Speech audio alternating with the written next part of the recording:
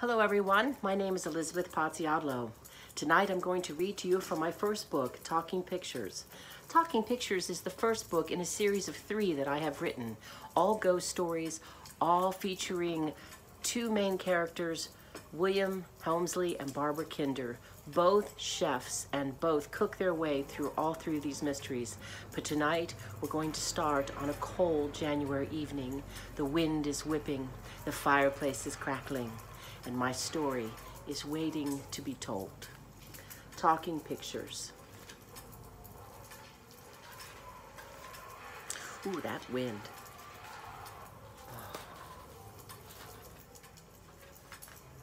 Chapter 1. It had gotten dark very early. The rain had started around 3 p.m. and had poured steady for 2 hours. The forecast said it was going to freeze and make going anywhere miserable. Because of this, Barbara was startled when the doorbell rang. Who could be crazy enough to be out in weather like this? She opened the door and came face to face with a UPS man, looking up at her with an exhausted expression. He handed her his electronic pad and pen and asked for her initials. He handed her a box about as large as a dictionary, then treaded carefully down her front sidewalk and into his van and slowly drove away. Barbara carried the box into her kitchen and carefully looked it over. It was from her mother, an early birthday present. She slipped a sharp knife along the edge, cutting the seal of tape that held the lid closed. Once removed, she found a brightly wrapped package with a card that read, "I'm betting you won't wait for your birthday to open this. Call me when you get it. With love, Mom." Barbara smiled and slowly started to pull at the black edges of the gift wrap. As she tore the paper away, she saw a box that read, "Talking Pictures." She turned the box over and saw the words "Talking Pictures" again. Puzzled, she opened the box and pulled from it a very modern-looking picture frame made from what looked to be a brushed metal of some sort. It shone like pewter, but was not. The frame had no photo in it. She turned it over and saw some instructions and a brief exclamation that read, "This frame contains a message from someone who loves you. Simply set time on clock and place frame in an area where it can be seen often." I will tell you, it's not easy reading your own writing, and I'm going to fumble over my words, but please bear with me and enjoy. Barbara, still not quite sure what to make of the frame, did as the instructions read and placed it on her desk, which stood at the corner of her large bedroom. As requested, Barbara sat at her desk, picked up the phone, and dialed her mother's number. Barbara's mother lived more than 1,000 miles away, but that did not stop their daily communications. They were closer than anyone else in her family. The photo line was filled with static. It snapped and popped as the call rang through. It rang 6 times before Barbara decided to try later. She looked over at the silver-toned frame. It was odd that it didn't have some photo in it. Even new frames have sample photos, but this frame was totally dark. Barbara got up from her desk and headed to her kitchen where the soup she had been making was simmering. She pulled off the lid and ladled out a spoonful. The broth was just about right, creamy but not heavy and full of potatoes and carrots, just like Mom's. Black peppercorns speckled the top of the soup, and the time was nearing to add the final ingredient that would balance the soup, a dash of vinegar. Not too much, or the entire soup would be spoiled. Details like this kept Barbara's recipes true to those of her mother. A lifetime of culinary works would not be lost if Barbara had anything to do with it. She pulled out the salty soda crackers and smeared softened butter over each one. She then served herself a bowl of her perfect potato soup and took it and her crackers into her bedroom to her desk. Barbara's house was very small. It had 4 rooms, a kitchen, bathroom, living room, and a bedroom. There was a red brick fireplace with a modest pine mantel, and on the mantel sat an antique clock that Barbara had found at an estate sale at the house next door. It looked to be at least 100 years old and had the sound of an old ship's clock when it chimed every quarter hour.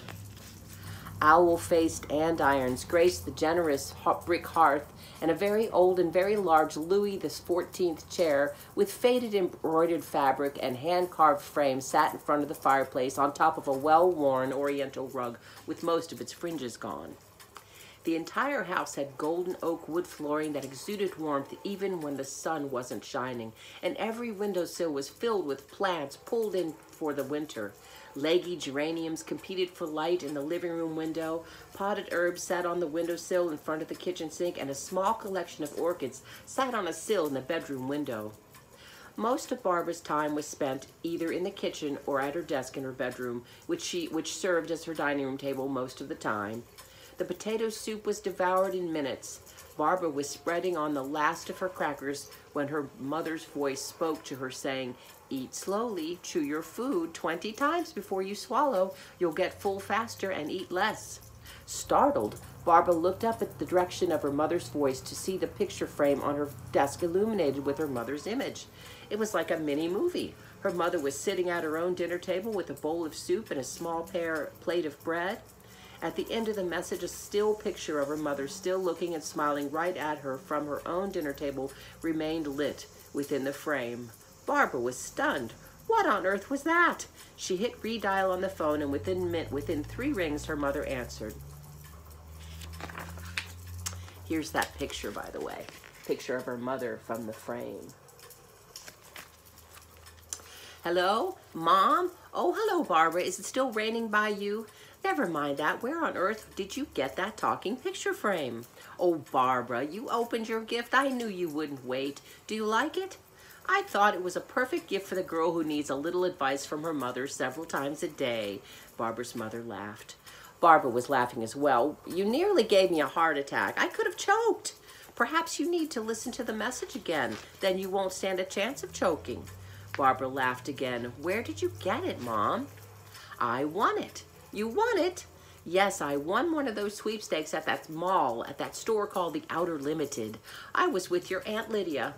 I never thought I'd win it. Your Aunt Lydia and I had a blast deciding which message to put in it. There are 6 messages for you, little bits of pieces of advice for you to live your life by. Barbara rolled her eyes. Oh, great, thanks, Mom. I hope you like it. Barbara hesitated a moment, then said, I love it. Thanks, Mom. Well, honestly, I need to go. My show is coming on, and I don't want to miss the beginning. Okay, Mom, but before you go, give me a warning as to when the next message will sound so I can at least watch it. Oh, Barbara, I don't want to spoil it. But, Mom, I don't want to have a heart attack. Oh, all right, you'll get a good night message and a wake-up call, all right? Great, I can hardly wait. Well, good night, Mom. Thanks for the gift. I'll let you know tomorrow how much I love it. Love you. Good night. Love you too, dear. Good night. For once, the forecast was accurate. The sky continued to darken and the rain started to freeze. Luckily, Barbara had made no plans to go out. She had planned to work on her cookbook and was determined to make headway.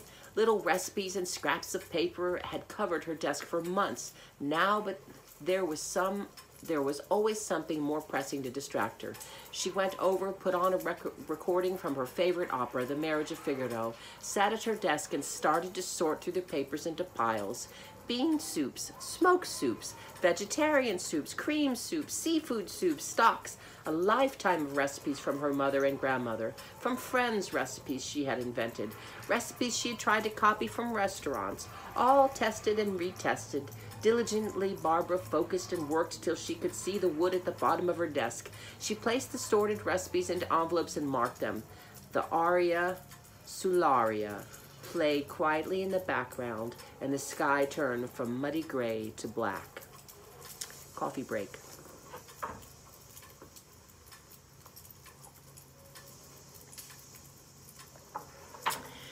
If you have my book already, I'm on page 29.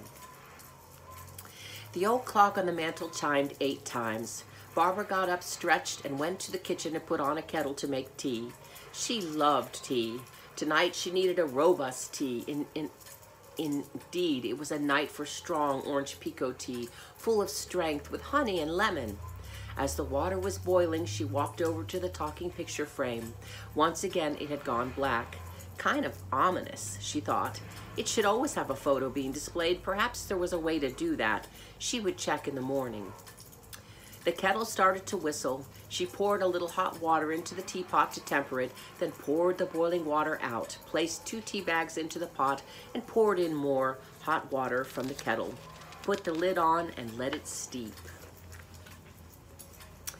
Barbara's house was small and open. From the living room, you could see the dining room. There were no walls to separate. Her desk was set in the well of a bay window in the bedroom where she could look out onto a small lake surrounded by old oaks. The large galley kitchen opened to the dining room. No door divided them. All this openness gave the place a bigger feel. The only problem was if one room was messy or cluttered, the whole place looked cluttered. Barbara pulled down her favorite china cup. It was very thin-boned china, white with a beautiful dainty pink floral motif on one side. It had a gold band at the top. She had 2 of these cups given to her by a very dear old friend whom she had visited on Sundays for years. Even though her friend had passed away a couple of years ago, those sweet Sunday afternoon moments would come back to Barbara every time she used one of those lovely cups. One had a chip, the other was perfect, but Barbara cherished them both, favoring the chipped cup. Barbara placed a small wedge of lemon and a nice dollop of honey into the dainty cup. She poured the hot dark tea over both and stirred. She put the cup to her lips and breathed in the aroma, sipped the tangy tea, and breathed out. Simple pleasures were only for those who slowed down long enough to enjoy them. It took her a long time to realize this, but having older friends helped her in understanding these things. Just as she was heading back to her desk, she heard her mother's voice saying, "Barbara, I love you." Once again it had startled her, causing her to spill her tea. She looked over at the frame and saw her mother's face looking loving and beautiful. "That's funny," she thought. "Mom said it would say good night next. Huh, she must have forgotten that one." And here's that picture where the frame lit up and her mother said, "I love you." Cup empty and soup eaten, Barbara headed back to working on her cookbook. She sat down at her computer and started to enter her recipes into the cookbook software. It really made her collection of recipes look professional. More than 400 recipes were already entered. Soups were her specialty, a talent she shared with her mother and grandmother. There were great secrets to great soups, and those secrets were worth their weight in gold to folks who had tasted and benefited from the experience. She was prompted by her mother and many friends to write a cookbook. Her mother said, "Keep the art alive." Her friend said it was selfish to keep this knowledge all to herself, so she decided to go ahead with the idea and immediately thought of a title, Soulful Soups. That night, as Barbara just pulled down her sheets, she heard her mother's voice coming from the picture frame. She turned to see her mother smiling and holding one of Barbara's teddies from her childhood. Her mother laughed and said, "It's time for bed, Barbara. Did you floss and brush your teeth?"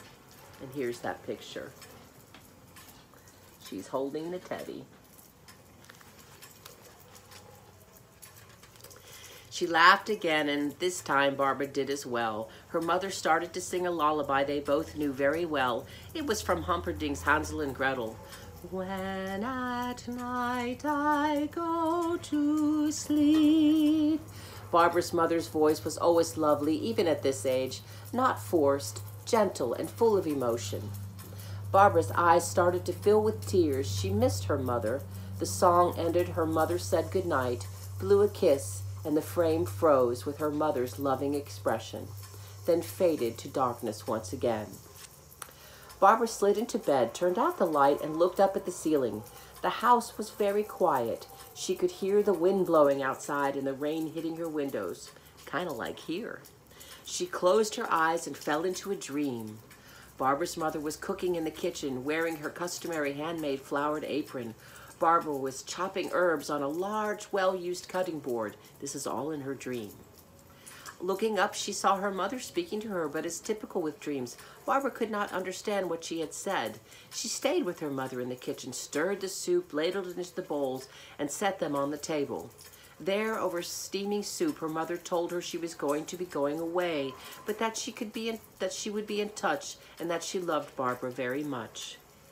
The dream ended, and Barbara woke up feeling most uneasy. She looked over at the frame and saw her mother's face glowing beautifully and at her, then fade and darken.